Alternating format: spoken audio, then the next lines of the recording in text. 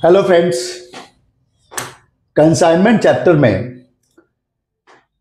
एक concept expenses of consignee, expenses of agent, इसमें बहुत सारे दोस्तों को बड़ी प्रॉब्लम आती है समझने में। यहां पर एक चीज समझनी है कि जो एजेंट है वो कंसाइनर के कहने से काम कर रहा है, तो पहली बात तो उसके सारे खर्चे हम बेयर करेंगे अगर हम कंसाइनर हैं तो। अब एजेंट का रोल पिक्चर में कब आता है?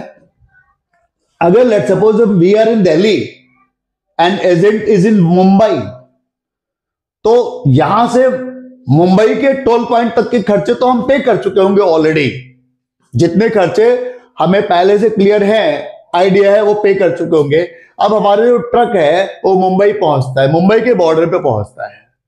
मुंबई के बॉर्डर पे पहुंचने के बाद एजेंट का रोल शुरू होगा। Now agent will pay all the expenses, Mumbai का टोल पॉइंट का खर्चा अगर पहले से पे नहीं हुआ, ठीक है।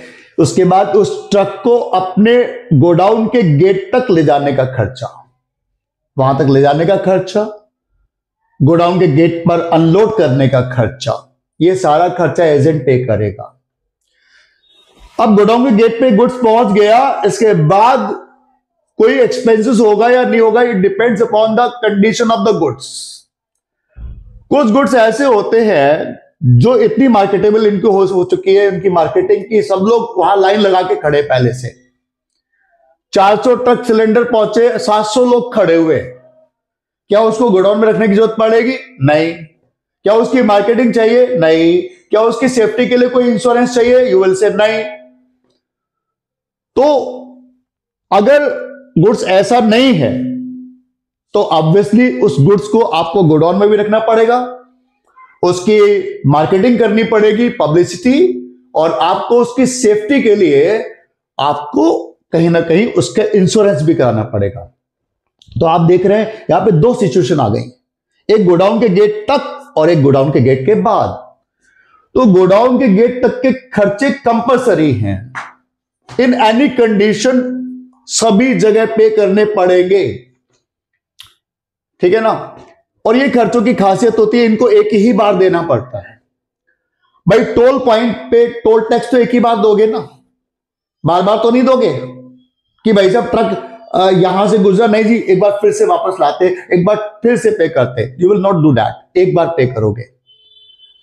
गोडाउन के गेट पर ले जाने के बाद उसको अनलोड करने का खर्चा एक ही बार करना होगा, इसीलिए इनको हम नॉन रिकरिंग एक्सपेंसेस कहते हैं, जो बार बार ना हो। ऐसे खर्चे जो बार बार ना हो, दैट इज नॉन रिकरिंग, है ना। और गोडाउन के गेट पे पहुंच गया, उसके बाद डिपेंड करता है, अगर वो इस काबिल नहीं है, तुरंत नहीं बिक पा रहा, तो ऑब्वियसली उन खर्चों को बार बार फिर करना पड़ेगा, और वो खर्चे जब तक करते रहने पड़ेंगे जब तक कि वो माल बिक नहीं जाता। बार बार गोडाउन रेंट बार बार देना पड़ेगा, इसका इंश्योरेंस बार बार कराना पड़ेगा, marketing expenses will have to do again and again and again. So ये सारे खर्चे क्या होंगे? रिकरिंग एक्सपेंसेस, इन्हीं को हम सेलिंग एक्सपेंसेस कहते हैं। सॉरी, ठीक है फ्रेंड्स, तो आपको उम्मीद है इसमें समझ में आ गया होगा। याद रखना है, खर्चे चाहे रिकरिंग है चाहे नॉन रिकरिंग है, वो एजेंट हमसे सारे वसूलेगा। हाँ, बस इतना है कि इनका यूज कैसे होगा वो एक अलग मैटर है, वो हम बाद में देखेंगे इसके बारे में। Thank you, thanks friend. आप इसको लाइक एंड शेयर जरूर करें और चैनल को सब्सक्राइब जरूर करवाएं, ठीक है। ओके।